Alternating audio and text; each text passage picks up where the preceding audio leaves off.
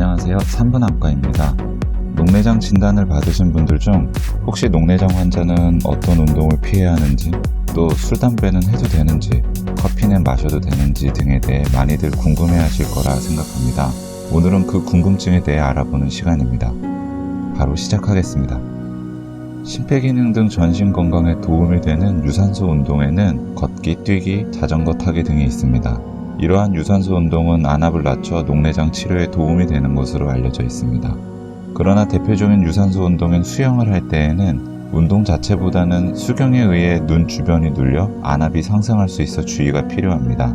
가능하면 안경알이 큰 수경을 착용하는 것이 좋습니다. 스쿠버 다이빙 시 착용하는 마스크는 면적이 넓어 안압 상승에 큰 영향은 없다고 알려져 있으며, 높은 수압과 같은 환경을 조성하고 안압을 측정한 연구에서는 안압이 오히려 낮아졌다는 보고도 있습니다. 유산소 운동과는 반대로 누워서 역기를 드는 등 얼굴이 빨갛게 되도록 복압이 상승하는 근력 운동을 할 때에는 안압이 상승할 수 있습니다. 그러나 안압 상승폭이 크지 않고 휴식을 취할 경우 안압이 금방 정상화되기 때문에 근력 운동을 아예 금지할 필요는 없습니다. 그러나 직업적으로 반복적인 근력 운동이 필요한 사람들의 경우는 문제가 될 가능성이 있습니다.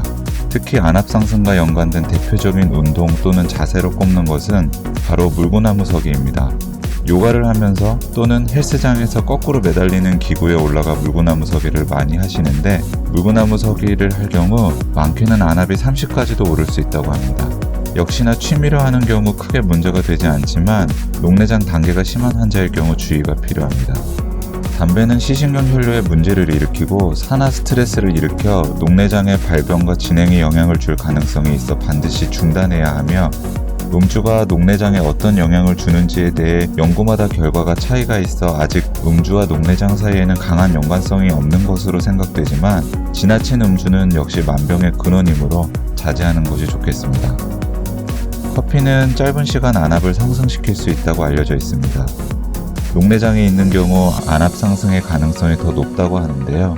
하지만 하루에 한두 잔 정도 마시는 경우 일반적으로 녹내장의 발병이나 악화에 큰 영향은 없다고 생각되며, 커피에 있는 항산화 물질은 녹내장에 도움이 될 가능성도 있기 때문에 커피를 끊을 필요는 없습니다. 다만 무엇이든 적당한 것이 좋겠죠.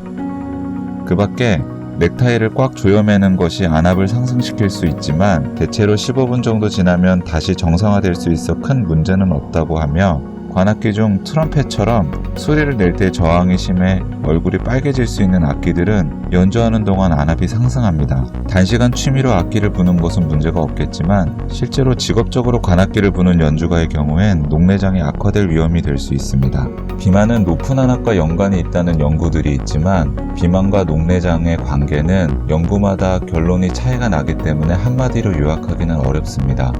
따라서 추가적인 연구가 필요할 것으로 생각되며, 수면 시 수면 무호흡증이 있는 사람은 녹내장과의 연관성이 보고된 바 있기 때문에 이에 대해 적절한 진단과 치료가 도움이 될 것으로 생각됩니다.